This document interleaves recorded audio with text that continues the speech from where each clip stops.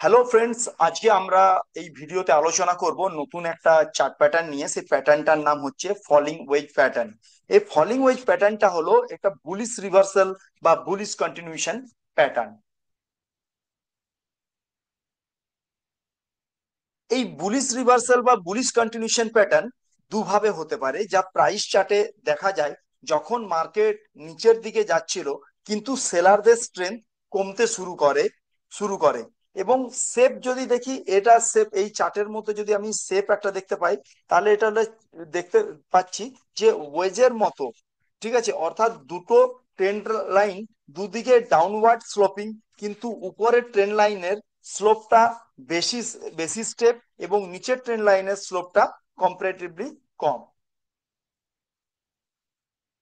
আমি আরেকটু ভালোভাবে বুঝিয়ে দিই যে এটা একটা আপওয়ার্ড মুভমেন্ট ছিল। ঠিক আছে, এই যে এটা আপওয়ার্ড মুভমেন্ট হলো, হঠাৎ কি হলো, এটা একটা নিচের দিকে একটা সাব ফল দেখা যাচ্ছে এবং এর মধ্যে আমরা দেখতে পাচ্ছি উপরের একটা ট্রেন্ড লাইন এবং নিচের একটা ট্রেন্ড লাইন। উপরের যে ট্রেন্ড লাইনটা রয়েছে এটা হচ্ছে খুব বেশি, মানে যেমন আমি যদি বলতে পারি এরকম আর এরকম টাইপের হবে, কারণ উপরের যে ট্রেন্ড লাইনটা একটু বেশি স্লোপ হবে। ঠিক আছে, স্লোপের মাত্রাটা একটু বেশি এবং কম্পারেটিভলি নিচেরটার তুলনায়, কারণ নিচের যে ট্রেন্ড লাইনটা এটাও নিচের দিকে স্লোপ রইবে, কিন্তু উপরের তুলনায় একটু স্লোপিংটা কম হয়। জাস্ট এই প্যাটার্নটার এটা একটা, তারপরে কি হবে, তারপর উপরের যে ট্রেন লাইন মানে যেটা রেজিস্ট্যান্স বানাচ্ছে, ওই রেজিস্ট্যান্সকে একটা ব্রেকআউট দিবে এবং ব্রেকআউট দিয়ে আবার এই স্টকটা একটা বা ইন্ডেক্স একটা ভালো মুভমেন্ট দেখা যাবে। এখানে কিছু কি ক্যারেক্টারিস্টিক আমরা জেনে নিব যে প্যাটার্নটা তৈরি হতে গেলে কি কি, মানে কেমন ভাবে এটা হবে। তো এটা হচ্ছে, কি ক্যারেক্টারিস্টিকটা হচ্ছে এটাই যে আপার ট্রেন লাইন বলছে লোয়ার হাই কানেক্ট করে, লোয়ার হাই কানেক্ট করে, মানে এই যে আমরা এই এই যে হাই গুলো দেখছি, এটা এইগুলো সব কানেক্ট করছে, লোয়ার হাই কানেক্ট করছে। ঠিক আছে, এই হাই গুলোকে কানেক্ট করছে এবং লোয়ার ট্রেন লাইনকে লোয়ার লো কে কানেক্ট করে, এই যে লোয়ার লো বিভিন্ন টাইম লো বানিয়ে যাচ্ছে, এগুলোকে কানেক্ট করে আমরা দুটো ট্রেন লাইন তৈরি করব। দুটোই ডাউনওয়ার্ডস, কিন্তু আপার ট্রেন লাইনটা একটু বেশি স্লোপ, যেটা আমরা আগেই আলোচনা করলাম যে এটা একটা ট্রেন লাইন, এটাও একটা ট্রেন লাইন, উপরেরটা দেখতে পাচ্ছি একটু স্লোপিংটা একটু বেশি। এবারে ভলিউম ফরমেশনের সময় ভলিউম ধীরে ধীরে কমে যায়। ঠিক আছে, ভলিউমটা কি বলছে, ফরমেশনের সময় ভলিউমটা ধীরে ধীরে কমে যায় এবং ব্রেকআউটের সময় ভলিউমটা সাডেনলি ইনক্রিজ হয়। এবার যদি আমি ভলিউমে আসি, যে তাহলে এখানে আমরা কি বলবো, যদি আমরা এখানে ভলিউমে আসি, তো তাহলে এটা আমরা দেখতে পাবো যে এই জায়গাটাতে যখন এটা এইভাবে যখন একটা ডাউন ট্রেন্ড চালু হয়েছে, যেখানে ওয়েজটা তৈরি হচ্ছে, ঠিক আছে, ওই সময় আমাদের ভলিউমের যে বার এইগুলো হচ্ছে, এগুলো কম হতে থাকবে এবং সাডেনলি যখন এখানে একটা ব্রেকআউট দেখতে পাবো, এই জায়গাটাতে এখন রেজিস্ট্যান্স কে ব্রেক করে একটা দারুণ একটা ব্রেকআউট দেখতে পাবো, সেই সময় হঠাৎ হঠাৎ দেখবো যে ক্যান্ডেল নয়, ভলিউম বার বড় বড় তৈরি হচ্ছে। তো এখানে ব্রেকআউট উইথ ভলিউম, এটা আমাদেরকে সবসময় লক্ষ্য রাখতে হবে। এবং ব্রেকআউটের ডাইরেকশনটা কি, ফলিং ওয়েজ প্যাটার্নটা বেশিরভাগ সময় আপসাইডেই ব্রেকআউট দেয়, ফলিং ওয়েজ প্যাটার্নটা আপসাইডেই ব্রেকআউট হবে। ঠিক আছে, দেয়। এবং টাইম ফ্রেমটা কি, এটা হচ্ছে ইন্ট্রাডে সুইং বা পজিশনাল, সব টাইম ফ্রেমে দেখা যেতে পারে, কিন্তু হায়ার টাইম ফ্রেমে মানে ডেলি বা উইকলিতে এটা বেশি এফেক্টেবল হয়, মানে এটা এফেক্টেড বেশি হয় যদি আমরা ডেলি বা উইকলি টাইম ফ্রেমের মধ্যে মানে আমরা এই প্যাটার্নটা লক্ষ্য করি। তাহলে প্যাটার্নের টাইপটা কি, প্যাটার্নের টাইপটা হচ্ছে বুলিশ রিভার্সাল ফলিং ওয়েজ। তো এখানে যখন মার্কেট লং ডাউন, একটা ডাউন ট্রেন্ডে থাকে, লং ডাউন ট্রেন্ডে থাকবে এবং প্যাটার্নটা তৈরি হয়, আপসাইডে ব্রেকআউট হয় এবং ট্রেন্ডটা রিভার্সাল শুরু করে। যে হঠাৎ এখানে বাড়ছিল, বাড়ার পর এখানে এইটা একটা বাড়লো, এখান থেকে দেখতে পাচ্ছি আমরা একটা ডাউন ট্রেন্ড চালু হয়ে গেছে এবং তারপরে হঠাৎ এখান থেকে একটা ব্রেকআউট হয়ে একটা ওয়েজ তৈরি করার পর একটা ব্রেকআউট দিয়ে উপরে রেজিস্ট্যান্সকে একটা ব্রেকআউট দিয়ে একটা ভালো মুভমেন্ট, একটা আপসাইড মুভমেন্ট আমরা লক্ষ্য করতে পারছি। তো বুলিশ কন্টিনিউশন ফলিং ওয়েজ মানে যখন মার্কেটে আপ ট্রেন্ডে থাকে, ঠিক আছে, মার্কেট আপ ট্রেন্ডে থাকে এবং শর্ট টার্মে কারেকশন ফেজের সময় একটা ওয়েজ তৈরি হয়, এই যে এটা অলরেডি আপ ট্রেন্ডে ছিল, একটা ওয়েজ তৈরি হচ্ছে এবং তারপরে ব্রেকআউটের পর আবার মেন ট্রেন্ডে ফিরে আসে, মানে আপ ট্রেন্ডে আবার ফিরে আসছে। তো আমরা এই জায়গায় পুরো ব্যাপারটাকে নিয়ে আমরা বুঝতে পারলাম। তাহলে এখানে আবার আমরা জানবো যে এখানে সাইকোলজিটা কি। তা সাইকোলজি বিহাইন্ড দ্য প্যাটার্ন, মানে যেটা বলা যাবে যে এই প্যাটার্নটা যে তৈরি হচ্ছে, প্রত্যেকটা প্যাটার্নের পেছনে না একটা করে সাইকোলজি থাকে। এবারে আমাদেরকে ওটা ফাইন্ড আউট করতে হবে যে এই যে প্যাটার্নটা রয়েছে, এই প্যাটার্নটার পেছনে আমাদের সাইকোলজিটা কি। এই ফলিং ওয়েজ প্যাটার্নটার যে মানে তৈরি হচ্ছে, এর পেছনে তো একটা সাইকোলজি থাকবে। শুরুতেই সেলাররা ডমিনেট করে যে প্রাইসটা নিচের দিকে নিয়ে যায়। যখনই এই ওয়েজ প্যাটার্নটা তৈরি হচ্ছে, তো সেলারদের একটা পার্টিসিপেন্টটা খুব বেশি হয় এবং এরা চায় যে এটা প্রাইসটাকে নিচের দিকে নিয়ে যেতে। ঠিক আছে, নিচের দিকে নিয়ে যায়।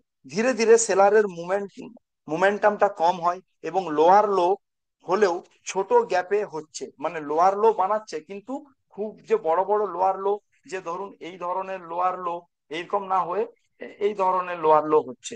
তো এতে কি হবে, লোয়ার লোটা ছোট হয়ে যাচ্ছে, মানে সেলাররা ধীরে ধীরে উইক হয়ে যাচ্ছে এবং বায়াররা নিচ থেকে যে অ্যাকুমুলেট করতে থাকে। বায়াররা যখন কি করবে, যখন সেলাররা নিচের দিকে নিয়েছে, বায়াররা বাইং এর একটা প্রাইসটাও সস্তায় পাচ্ছে এবং ওরা কি করছে, ওই জায়গাতে আরো অ্যাকুমুলেট করছে, যে আগে যে প্রাইসে ওদের কেনা ছিল আবার অ্যাকুমুলেট করছে, যেহেতু সেলাররা নিচে নিয়ে গেছে এবং প্রাইসটা কম হচ্ছে। অ্যাকুমুলেট করতে কি হচ্ছে, তখন তখন ব্রেকআউট হয়, যখন প্রচুর পরিমাণে আবার ইনভেস্ট হয় ওর মধ্যে, ওই স্টক বা ইন্ডেক্সের মধ্যে।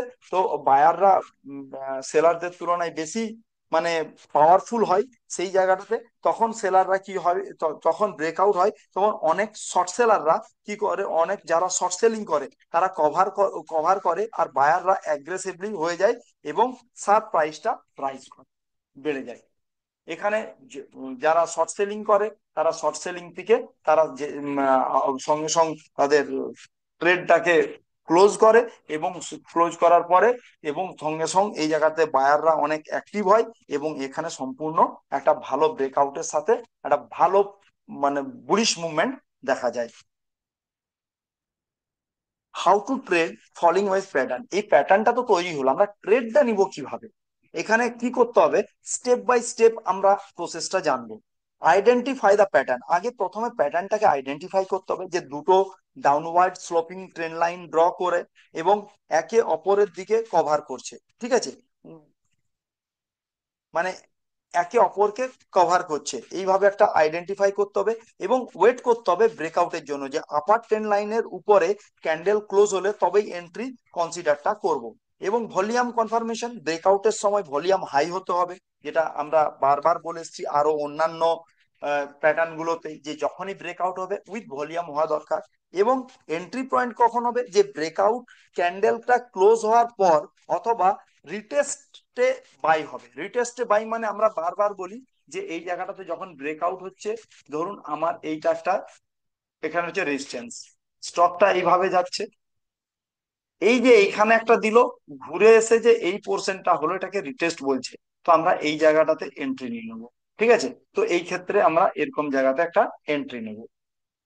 এন্ট্রি পয়েন্টটা হয়ে গেল, যে তাহলে দুটো ব্রেকআউট ক্যান্ডেলটা ক্লোজ হওয়ার পরে অথবা রিটেস্টে বাই বাই করা যায়, মানে রিটেস্ট যখন হবে সেই জায়গাতে আমরা বাই করতে পারি।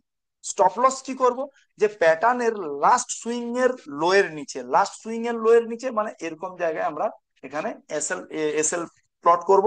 ঠিক আছে, এবং টার্গেট প্রাইসটা কি হবে, যে প্যাটার্নের ওয়েজের পার্ট হাই, মানে হাইস্টটা হবে মেপে ব্রেকআউট পয়েন্টের উপর টা আমরা প্রজেক্ট করব। আমি এখানে টার্গেট পয়েন্টটা একটা এক্সাম্পলের সাথে আমি আপনাদেরকে বলছি। ধরুন এটা একটা যে কোনো স্টক, আগে এটা একটু পরিষ্কার করে নিই। আমরা এন্ট্রি আর এসএলটা বুঝে গেছি, এবারে আমাদের টার্গেটটা একটু ভালোভাবে শুনবেন, কারণ টার্গেটটা খুবই ইম্পর্টেন্ট, যে আমরা টার্গেটটা কিভাবে সেট করব। ধরা যায় সেট করতে হবে, ধরুন এখানে 150 টাকা উপরে, এটা হচ্ছে 140 টাকা, এই 10 টাকার ডিফারেন্সে আমাদের একটা ওয়েজটা তৈরি হয়েছে। তো তাহলে 10 টাকার ডিফারেন্সে যে ওয়েজটা তৈরি হয়েছে, যেখানে এখানে ধরুন 143তে ব্রেকআউট দিল, তাহলে 143 থেকে যদি ব্রেকআউট দেয়, তাহলে তার থেকে 143 প্লাস 10, মানে হচ্ছে 153 হবে আমাদের টার্গেট 1। তাহলে আমাদের 153 হবে একটা টার্গেট 1, মানে এই জায়গায় আমরা যে যে যতটা আমরা ওয়েজ তৈরি হচ্ছে সেই হিসাবে ততটা আমরা টার্গেট সেট করব। এটা হলো আমাদের টার্গেট। তাহলে এটার মধ্যে আমরা আরো কিছু টিপস জেনে নিব যে এরকম প্যাটার্ন হলে কিভাবে আমাদেরকে ট্রেড করতে হবে। তো চলুন, টিপসটা হচ্ছে, কিছু প্রো টিপস আছে। ভলিউম ছাড়া ব্রেকআউট হলে ফলস ব্রেকআউট হওয়ার চান্স হবে, এবং হায়ার টাইম ফ্রেমে এটা বেশি ভালো। এই এইরকম এই ফলিং ওয়েজ প্যাটার্নটাকে নিয়ে যদি আমরা করি, হায়ার টাইম ফ্রেম মানে ওয়ান ডে টাইম ফ্রেম ও ডেলি টাইম ফ্রেম হতে পারে, কিংবা উইকলি টাইম ফ্রেমে আমরা এই প্যাটার্নটাকে দেখব। এই প্যাটার্নটা যত বেশি সময় নেই ফর্ম হতে, ব্রেকআউট তত স্ট্রং হয়। মানে এই পোর্শনটা যা যত বেশি টাইম নেবে, এখানে ব্রেকআউটটাও কিন্তু তত বেটার দিবে। ঠিক আছে। এবং এখানে রিস্ক এন্ট্রি, মানে সরি, রিটেস্ট, রিটেস্টটা হচ্ছে, এখানে হচ্ছে রিস্কটা কমায়, রিটেস্টের এন্ট্রি দেয়। তাহলে এখানে যদি ব্রেকআউটটা যদি রিটেস্ট করে ব্রেকআউট হয়, তাহলে এটা অনেক বেশি, মানে রিস্কটাকে কমাবে, যে একটা ভালো আপসাইড মুভমেন্ট, একটা স্ট্রং আপসাইড মুভমেন্ট আমরা এই প্যাটার্নে লক্ষ্য করতে পারি। ভিডিওটা যদি ভালো লাগে অবশ্যই লাইক এবং শেয়ার করবেন, এবং কমেন্ট করতে ভুলবেন না যে নেক্সট ভিডিওতে কোন প্যাটার্নটা নিয়ে আপনারা দেখতে চান। এবং আপনি যদি আমাদের চ্যানেলে নতুন হন, অবশ্যই চ্যানেলটা সাবস্ক্রাইব করে রাখবেন। Thank you very much. জয় হিন্দ, জয় ভারত।